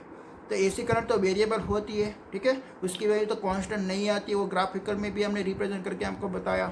ओके, तो हम उसको कैसे हम फाइंड आउट कर सकते हैं, हम उसके डीसी करंट से हम उसकी वैल्यू हम फाइंड आउट कर सकते हैं। कैसे डीसी करंट से, देखिए कि भाई हमारे पास एक मेथड अवेलेबल है कि हम सेम वर्क देते हैं दोनों को, डीसी को और एसी को हमने सेम वर्क दे दिया, तब हम जो डीसी की करंट की जो वैल्यू होगी वही एसी करंट की वैल्यू हम माने जाएंगे। क्योंकि हमको बेसिक हमारी जो एप्लीकेशन होती है वो सभी एप्लीकेशन में क्या करना है, वर्क डन ही करना है। तो जितना वर्क डन डीसी करती है इतना ही वर्क डन एसी कर देती है। दोनों का वर्क डन करने का सेम ही फिनोमिना है। तो मैंने क्या कर दिया कि भाई डीसी करंट हम इजीली हम फाइंड आउट कर सकते हैं, हम इजीली मेजरमेंट कर सकते हैं। तो जो डीसी करंट है वही हम क्या मान लेंगे, एसी करंट। क्यों ऐसा हमको करना पड़ेगा, क्योंकि एसी करंट कोई भी इंस्टेंस में उसका मैग्नीट्यूड सेम नहीं होता, बट डीसी करंट में कोई भी इंस्टेंस में उसका मैग्नीट्यूड सेम होता है। इसलिए एसी करंट को हम वेरिएबल करंट भी बोलते हैं और डीसी करंट को हम स्टेडी करंट बोलते हैं। उसकी वैल्यू चेंज नहीं होती है, ठीक है, वो कंटिन्यूसली उसका फ्लो होता है, एक स्ट्रेट लाइन में उसका फ्लो आएगा और उसका ग्राफ एक साइनोसॉइडल ग्राफ में आएगा। ठीक है, ओके। तो हमने क्या मान लिया, एक मेथड का हमने यूज़ किया कि भाई जितना भी वर्क डन हम डीसी को करवाएंगे इतना ही वर्क डन हम एसी को करवाएंगे। ध्यान पर हम बोल देंगे कि भाई एसी की जो करंट है वही हमारी डीसी की करंट है। ख्याल आया। तो एसी के करंट हमने डीसी करंट से हमने ऐसा फाइंड आउट कर लिया। कैसे, देखिए कि भाई हमने वर्क डन करने को बोला एक डीसी करंट को, तो डीसी करंट कैसे वर्क डन करेगा, वो एक कंटिन्यूसली एक ड्रिप वेलोसिटी में, वो एक पर्टिकुलर एक उसकी ड्रिप वेलोसिटी होती है, वो कांस्टेंट ड्रिप वेलोसिटी के साथ वो एक ट्रैवलिंग करवाएगा इलेक्ट्रॉन को। देन पर एसी में क्या होगा कि भाई फर्स्ट वाली इलेक्ट्रॉन को कम इसके फोर्स देगा, देन पर सेकंड वाली को मैक्सिमम फोर्स देगा, देन पर वापस उसका फोर्स कम हो जाएगा। पर दोनों का जो टाइम इंस्टेंट है, हमने टाइम इंस्टेंट हमको रखना है सेम, कि भाई 1 टाइम पीरियड हमको रखना है। ठीक है, 1 टाइम पीरियड सपोज के है 1 सेकेंड, तो 1 सेकेंड में डीसी ने वर्क कर दिया यहाँ से लेके यहाँ तक का। तो हमने देखा कि भाई एसी ने भी वर्क कर दिया यहाँ से लेके यहाँ तक का, बट एसी कैसी वर्क करती है, एसी का जो वर्क करने का जो फिनोमिना है वो डीसी से डिफरेंट है। एसी में क्या होगा, उसका मैग्नीट्यूड कंटिन्यूसली वेरिएबल होगा, वो कंटिन्यूसली ऐसा नहीं जाएगा। डीसी कंटिन्यूसली ऐसा जाएगा और यहाँ तक वो पहुँच गया 1 सेकेंड में। ये भी 1 सेकेंड में यहाँ तक तो पहुँचेगा ही, बट वो कैसे जाता है कि बस स्टार्टिंग में उसकी स्पीड कम होती है, तेना पर वो स्पीड में जाएगा, तेना पर वापस कम होगी, तेना पर वापस स्पीड में जाएगा। ठीक है, ऐसा उसका नेचर है।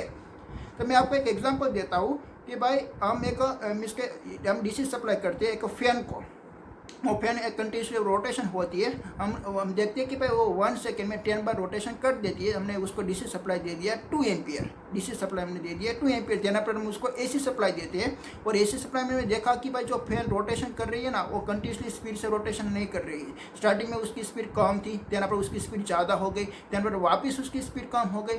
बट हमको वर्क क्या करना था कि हमको वर्क करना था 1 सेकेंड में उसको 10 बार रोटेशन करवाना है। तो हमने डीसी 2 एम्पियर हमने दे दिया, तो 10 बार रोटेशन हो गया। तो हमने एसी को भी दे दिया, तो वो भी क्या हो गया, 10 बार रोटेशन हो गया। बट उसकी जो रोटेशन करवाना का जो मेथड था, वो मेथड डिफरेंट था। कैसे वो रोटेशन करवाती थी, पहले वो स्मॉल स्पीड में, देना पर वो लार्ज स्पीड में, देना पर वापस उसकी स्पीड इंक्रीज हो जाएगी। बट उसने भी 1 सेकेंड में 10 बार रोटेशन करवा दिया। तो उसका बेसिक फंडा क्या हुआ कि भाई दोनों का जो वर्क होता है वो दोनों का वर्क सेम होता है, इसलिए हम जो डीसी करंट है उसको भी हम क्या मान लेंगे, एसी करंट मान लेंगे। ठीक है, ओके भाई, ऐसा तो हमने मान लिया। बट हमको डीसी करंट तो हमको मिलती नहीं है। क्यों नहीं मिलती है, कि भाई देखिए एसी जनरेटर में जो हमको फाइंड आउट हुई है, तो एसी करंट फाइंड आउट हुई है। ओके, तो हमको क्या करना पड़ेगा कि भाई जो एसी करंट फाइंड आउट हुई है वो हमको डीसी के साथ एक रिलेशनशिप बनाना पड़ेगा। ठीक है, एक डीसी के साथ हमको रिलेशनशिप बनाना पड़ेगा। तो रिलेशनशिप आप कैसे बनाएंगे, वर्क डन की फॉर्मूला से हम बनाएंगे। ओके, तो वो सारे मैथमेटिकल स्टेप हम देखते हैं। ख्याल आया आपको। पहले मैंने आपको क्या बोला कि भाई एसी करंट निकालने के लिए हमने क्या यूज़ कर लिया, एक वर्क डन का एक प्रिंसिपल हमने यूज़ कर लिया कि तो दोनों का वर्क डन सेम आता है, इसलिए हम जो डीसी करंट है वो उसको ही हम क्या मान लेंगे, एसी करंट मान लेंगे। बट हमने ध्यान पर हमने देखा कि भाई एसी जनरेटर में से तो हमको एसी ही मिलती है, तो हमको एसी कैसे मिलती है, उसका हमको ओनली फॉर क्या फाइंड आउट होता है, उसकी एक पीक वैल्यू हमको फाइंड आउट होती है। ठीक है, हम एमीटर लगा देंगे तो 0 से डायरेक्ट वो 10 तक चला गया, देन पर वापिस 0 पे आ जाएगा, देन पर अपोजिट डायरेक्शन में वो 10 तक चला गया, वापिस 0 आ जाएगा, वो 10 पे वैल्यू आ जाएगी। तो हमको ओनली फॉर 2 ही वैल्यू नजर आती है, 0 और 10 और -10, दूसरा हमको कोई भी नज़र नहीं आता है। ठीक है, ओके, तो उसकी बिटवीन की जो वैल्यू है ना वो हम फाइंड आउट ही नहीं कर पाते, ओनली फॉर हमको क्या ऑब्जर्वेशन हम करते हैं, ओनली फॉर उसकी पीक वैल्यू हम ऑब्जर्वेशन करते हैं। ठीक है, ओके, बट हमको जो एसी मिलती है तो एसी के साथ हमको ऐसा रिलेशनशिप बनाना है कि हमको डीसी इफेक्टिव फाइंड आउट हो। ठीक है, हम उसको क्या बोलेंगे, इफेक्टिव करंट भी बोलेंगे। ठीक है, ओके, तो हम उसकी हम फॉर्मूला फाइंड आउट करते हैं। देन आफ्टर हम जो डीसी और एसी का जो रिलेशनशिप होता है, इफेक्टिव करंट और एसी करंट का जो रिलेशनशिप होता है वो भी हम फाइंड आउट कर लेंगे। ठीक है, ओके फ्रेंड्स, देन आप हमको स्टडी करना है एसी करंट को हम कैसे मेजरमेंट करते हैं, वही इम्पोर्टेंट है। हमने एसी करंट का बेसिक हमने नेचर को हमने स्टडी कर लिया कि भाई एसी करंट एक पीरियोडिकली और डायरेक्शन उसकी चेंज होती है। देन आफ्टर उसका जो ईएमएफ होता है, इसके इंड्यूस ईएमएफ और इंड्यूस ईएमएफ की मैग्नीट्यूड की वैल्यू कंटिन्यूसली चेंज होती है, इसलिए उसके करंट की वैल्यू भी कंटिन्यूसली चेंज होती है। ठीक है, वो एक कांस्टेंट नहीं होती है। ओके, देन आफ्टर हमारा दूसरा टॉपिक है एसी करंट मेजरमेंट।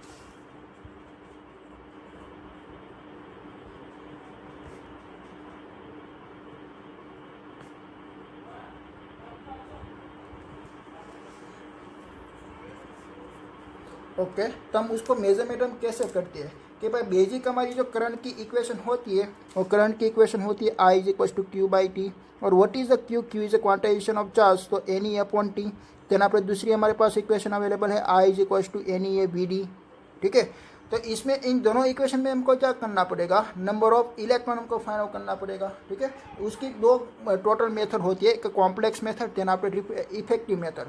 तो कॉम्प्लेक्स नंबर हम किसको बोलते हैं कि भाई यहाँ पे हमको करंट ऐसे हम नहीं फाइंड आउट कर सकते। क्यों नहीं फाइंड आउट कर सकते, क्योंकि इसमें हमको क्या काउंट करना पड़ेगा, नंबर ऑफ इलेक्ट्रॉन, इसमें भी हमको क्या काउंट करना पड़ेगा, नंबर ऑफ इलेक्ट्रॉन।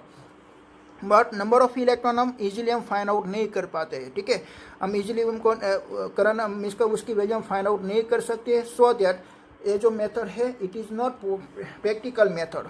उसकी 2 मेथड होती है, कॉम्प्लेक्स भी बोल सकते और कंपोनेंट भी बोल सकते। ठीक है, this Q is not possible, Q is not practical, ये हमको इसके प्रैक्टिकली रीते वो फाइंड आउट नहीं होती है। और दूसरी मेथड होती है इफेक्ट मेथड। तो इफेक्ट मेथड से हम करंट की वजह हम फाइंड आउट कर सकते हैं। तो इफेक्ट मेथड में कौन कौन सी इफेक्ट आती है, heating effect, magnetic effect and chemical effect. ठीक है, वो सभी मैं इफेक्ट में यहाँ पे लिख देता हूँ। इफेक्ट मेथड में आएगी heating effect,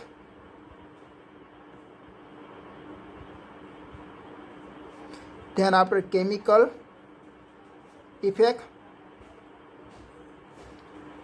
then after magnetic effect. तो हमारी 2 टाइप की मेथड है, कंपोनेंट मेथड और इफेक्ट मेथड। बट इसमें सब कौन सी यूज़ करेंगे, एक हीटिंग इफेक्ट की इसके इफेक्ट आप यूज़ करेंगे, इफेक्ट मेथड।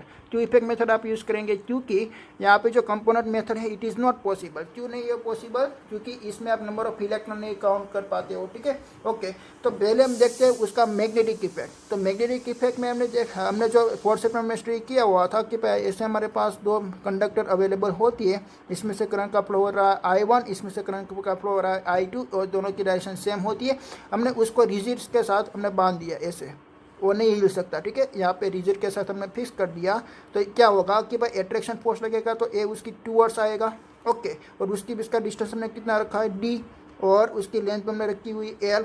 बट L और D हमने ले लिया 1 मीटर और 1 मीटर। तो फोर्स कितना लगेगा, F = μ0 I1 I2 L/2πD, and μ0 होती है 2π × 10⁻⁷ I1 और I2 तो हमको निकालनी है। L = 1 और 2π यहाँ पे भी 1 और 2π यहाँ पे 2।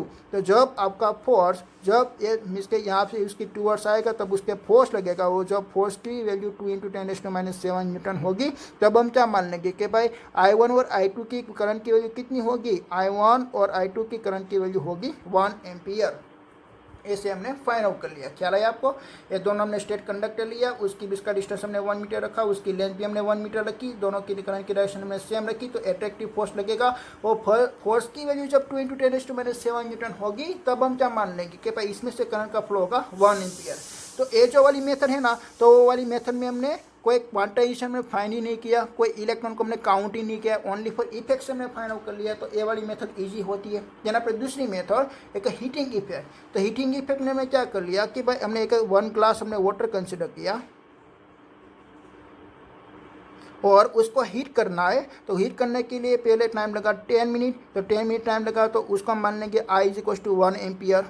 ठीक है, उसका इफेक्ट हमको मिला I = 1 एम्पियर। देन आफ्टर हमने दूसरी एप्लीकेशन लगाई कि भाई उसको टाइम लगा 20 मिनट, तो 20 मिनट लगा, तो उसका क्या मीनिंग हुआ कि भाई करंट की वैल्यू हो गई हाफ। ठीक है, देन आफ्टर दूसरा इफेक्ट से 5 मिनट ही लगा, तो 5 मिनट लगा, तो उसका मीनिंग क्या हुआ कि भाई इसमें से करंट का फ्लो हो रहा होगा 2 एम्पियर।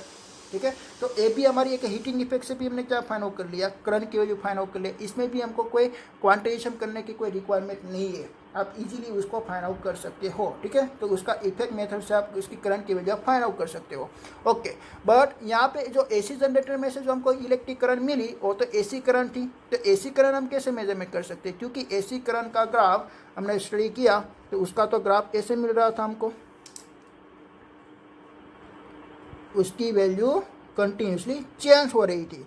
यहाँ पे हमने लिखा था ई मैक्सिमम, यहाँ पे इन में मैक्सिमम होती है ई नॉट, और यहाँ पे मिनिमम होती है, और यहाँ पे अपोजिट डायरेक्शन में मैक्सिमम होती है। ठीक है, ए वाली इंस्टेंस होती है T/4, ए वाली इंस्टेंस होती है T/2, ए वाली इंस्टेंस होती है 3T/4, और ए वाली होती है T। हमने 0 से स्टार्ट किया, 0 से लेके T तक का हमने 1 एक रिवोल्यूशन कंप्लीट किया, तो उसका टाइम लगा T। तो 1 रिवोल्यूशन में हमने देखा कि भाई कोई भी इंस्टेंस में करंट की वैल्यू सेम नहीं होती है। करंट की वैल्यू हम कैसे फाइंड आउट कर लेते हैं भाई, इन से तो हम यहाँ पे I0 भी हम लिख सकते हैं, और कोई एक पर्टिकुलर इंस्टेंस में हम देखते हैं कि भाई T टाइम पे उसकी करंट होती है I। तो बट I तो कंटिन्यूसली चेंजेस हो रही है, तो उसको मेजरमेंट हम कैसे करेंगे, उसको मेजरमेंट करने के लिए हमने एक दूसरी मेथड यूज़ की। वो मेथड में हमने क्या किया कि भाई पहले हमने क्या किया, एक AC के कारण एक वर्क करवाया, देना पर एक DC के कारण एक वर्क करवाया, दोनों का वर्क की क्वांटिटी सेम थी, तो दोनों का इफेक्ट डिफरेंट होगा। DC क्या करेगा, कंटिन्यूसली फोर्स लगाएगा, और AC क्या करेगा, पहले स्टार्टिंग में कम फोर्स लगाएगा, देन आपने मैक्सिमम, देन आपने वापस जी नहीं लगाएगा, देन आपने अपोजिट डायरेक्शन में फोर्स लगाएगा, देन आपने वापस 0 लगाएगा। और दोनों का हमने फाइंड आउट किया वर्क, तो दोनों का वर्क हमको सेम मिल रहा था। तो उसका मीनिंग क्या हुआ कि भाई जितना DC काम करता है इतना ही हमारा AC काम करता है। ठीक है, तो हमको AC करंट क्यों निकालनी है कि भाई हमारे पास DC निकालने का आसान तरीका है, तो हमको AC की क्यों रिक्वायरमेंट है, क्योंकि AC करंट के कारण हम दूसरी एप्लीकेशन हम सोच सकते हैं, जना पर उसका मॉड्यूलेशन मैथमेटिकली मॉड्यूलेशन हम कर सकते हैं। ठीक है, और उसकी कैरेक्टरिस्टिक के बारे में हम स्टडी कर सकते हैं। ठीक है, और इसके कारण हमको क्या निकालनी पड़ेगी, उसकी करंट की वैल्यू निकालनी पड़ेगी। तो करंट की वैल्यू निकालने के लिए हमने एक वर्क प्रिंसिपल का यूज़ किया। क्या वर्क प्रिंसिपल का यूज़ किया कि भाई हमने सेम वर्क दे दिया एक DC और AC को, तो उसके कारण जो DC की जो वैल्यू आएगी वही हमारी AC की करंट की वैल्यू होगी। ऐसा हमने प्रिंसिपल का यूज़ कर लिया। ठीक है, कि भाई work is applying to same DC and AC, work is applying same AC and DC, दोनों को हमने सेम ही वर्क दे दिया। ठीक है, तो दोनों को सेम वर्क देने से क्या होगा, दोनों को सेम वर्क देने से उसकी जो DC की जो वैल्यू होती है वही हम AC की वैल्यू मान लेंगे। ठीक है, तो मैं यहाँ पे एक सेंटेंस में लिख देता हूँ, magnitude of AC current is that, AC current का मीनिंग क्या होता है, alternating current, is that value of steady current. Steady current का मीनिंग होता है DC करंट। ठीक है, स्टेडी का होता है मीनिंग DC, मैं का उसमें लिख देता हूँ DC, which do the same work during time period of 1 cycle. Okay, आपको टाइम को भी एक यहाँ पे स्टैंडर्डाइज करना पड़ेगा। हमको इलेक्ट्रिक हमको इलेक्ट्रिक करंट की वैल्यू हमको स्टैंडर्डाइज करने के लिए हमने यहाँ पे टाइम को भी स्टैंडर्डाइज कर लिया कि भाई हमने टाइम ले लिया 1T टाइम। ठीक है, मीन्स के 1 टाइम पीरियड हमने ले लिया। तो 1 टाइम पीरियड में जो हमारा डीसी वर्क करता था इतना ही हमने एसी ने वर्क कर दिया। ठीक है, मैंने आपको प्रैक्टिकल एग्जाम भी मैंने आपको दिया हुआ था। वो एक मीन्स के हमने कोई एक हमारे पास कोई एक रोटर अवेलेबल है। ठीक है, तो रोटर को हमको रोटर करना है, तो 1 सेकेंड में हमने डीसी सप्लाई की हमने 2 एम्पियर, तो वो रोटेशन करवाती है ऐसे इस वाली डायरेक्शन में 10 टाइम्स। ठीक है, वो 10 टाइम्स वो रोटेशन करवाती है, तो कंटिन्यूसली वो स्पीड से रोटेशन करवाएगी। बट एसी क्या करेगी, ऐसे पहले थोड़ा सी रोटेशन करवाएगी, देन आफ्टर वो मैक्सिमम रोटेशन करवाएगी, देन आफ्टर वो थोड़ा इंक्रीज करेगी और मैक्सिमम करेगी। तो उसने भी क्या कर लिया, 1 सेकेंड में उसने 10 टाइम रोटेशन कंप्लीट कर दिया। तो दोनों के लिए वर्क तो क्या हुआ, सेम हुआ। तो दोनों के लिए वर्क सेम हुआ, इसलिए हम क्या मान लें कि भाई ये जो DC 2 एम्पियर है वही हमारा AC 2 एम्पियर है, वही हमारा AC 2 एम्पियर है। पर देन आफ्टर प्रॉब्लम क्या हुआ कि भाई हम DC में से AC हम फाइंड आउट कर सकते हैं ना, बट हमको स्टार्टिंग में तो हमको क्या मिलने वाला है, AC मिलने वाला है। देखिए मीन्स के हमको AC जनरेटर का एक ग्राफ में से हमको क्या मिला, AC मिला।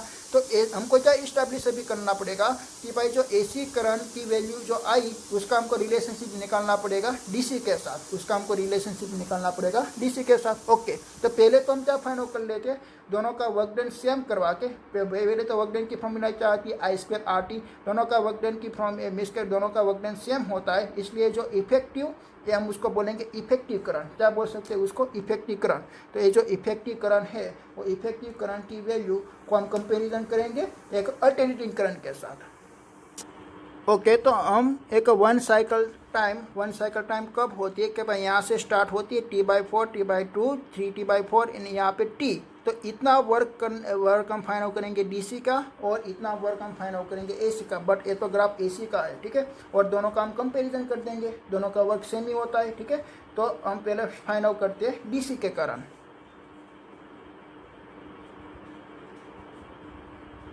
वर्क डन ड्यूरिंग 1 साइकिल का टाइम कितना लगता है AC को, T। तो इतना ही टाइम हम लोग DC को दे दिया। टाइम भी हमको स्टैंडर्डाइज करना पड़ेगा। ठीक है, तो टाइम हम स्टैंडर्डाइज करेंगे तो उसके ही हमको क्या मिलेगा, करंट की वैल्यू स्टैंडर्डाइज मिलेगी। फॉर स्टेडी करंट के कारण जो वर्क डन प्रोड्यूस होगा वो वर्क डन W = M, यहाँ पे लिखेंगे I effective current.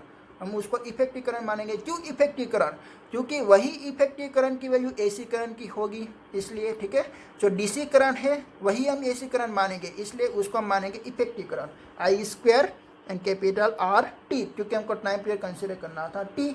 Okay, then अपन हमको वर्क डन निकालनी है फॉर AC के कारण। हमको किसकी निकालनी है, फॉर AC की निकालनी है। तो AC के लिए देखिए, AC के लिए यहाँ पे देखिए स्टेडी करंट के लिए हम उसकी करंट की वैल्यू चेंज नहीं होती, इसलिए मैंने यहाँ पे I के साथ RT को मल्टीप्लाई कर दिया। बट यहाँ पे देखिए कि भाई पहले इंस्टेंस में मैंने टाइम T कंसिडर किया तो उसका करंट था इतना, यहाँ पे दूसरा मैं टाइम T कंसिडर करूँगा तो उसका करंट होगा इतना, यहाँ पे मैंने टाइम T कंसिडर किया तो उसका करंट होगा इतना, यहाँ पे टाइम के लिए इतना। तो सभी की टाइम के लिए उसकी करंट की वैल्यू वेरिएबल होती है। तो मैंने क्या कर लिया, एक स्मॉल टाइम मैंने कंसिडर कर दिया ΔT, और ΔT इतना ही स्मॉल टाइम होता है एक पॉइंट जैसा, और यहाँ पे उसकी करंट की वैल्यू आ गई कांस्टेंट। ठीक है, तो हमको ΔT कहाँ से कहाँ तक हमको लेना पड़ेगा, 0 से लेके T तक, ये सभी को हमको ΔT में हमको कन्वर्ट करना पड़ेगा। ठीक है, और ΔT के टाइम के लिए उसकी करंट की वैल्यू होगी I1, उसकी करंट की वैल्यू होगी I2, ऐसे सभी I को हमको I1 से लेके IN तक हमको क्या करना पड़ेगा, एडिशन करना पड़ेगा। ठीक है, उसको हम बोलते हैं कैलकुलेशन मेथड बोलते हैं। ठीक है, ओके, तो AC करंट के लिए हमको हमारा बेसिक इक्वेशन क्या होगा कि भाई उसके लिए है I1। तो हमारा इक्वेशन हम ऐसे लिख सकते हैं ना कि भाई I1² R ΔT, हमारा स्मॉल इंस्टेंस हमने लिया था ΔT। देन आपने सेकेंड के लिए I2² R ΔT। ठीक है, देन आपने थर्ड के लिए I3² R ΔT, and dash dash करके हम कहाँ तक लेंगे, यहाँ तक। तब टोटल टाइम कितना होगा, T होगा ना। Okay, then after IN² R ΔT। Okay, तो टोटल टाइम कितना है कि भाई total time T = total time हमारा T है, तो T = हम क्या लिख सकते हैं, N ΔT हम लिख सकते हैं। तो ΔT = हम क्या लिख सकते हैं, ΔT = हम लिख सकते हैं T/N। ठीक है, ओके, देखिए देन पर हमको क्या करना है कि इसमें से कॉमन कौन सा निकलने वाला है, इसमें से कॉमन क्या निकलेगा, ΔT कॉमन निकलेगा, RR कॉमन निकलेगा। तो R और ΔT को मैंने कॉमन ले लिया। और यहाँ पे बचेगा I1 square plus I2 square plus I3 square plus dash dash dash IN square. IN तक हमको पार्ट पढ़ना है, ठीक है। ओके, देन आफ्टर देखिए डेल्टा टी की वैल्यू क्या है, टी अपॉन एन, तो मैं यहाँ पे मैं वैल्यू पुट कर देता हूँ आर टी अपॉन एन। यहाँ पे I1 square plus I2 square plus I3 square plus dash dash dash IN square, ठीक है। तो ये हमारी इक्वेशन मिली। एक किसका है, ये वर्क डन है AC के लिए। और हमने क्या बोला था कि भाई AC और DC का दोनों का वर्क डन सेम होता है। हमने यहाँ पे एग्जांपल आपके भी मैंने आपको बताया, ठीक है। तो ये है DC का वर्क डन और ये है AC का वर्क डन। हम दोनों को क्या करेंगे, कंपेरिजन करेंगे, ठीक है। हम दोनों को इसके कंपेरिजन करेंगे। तो according to definition is work is same. According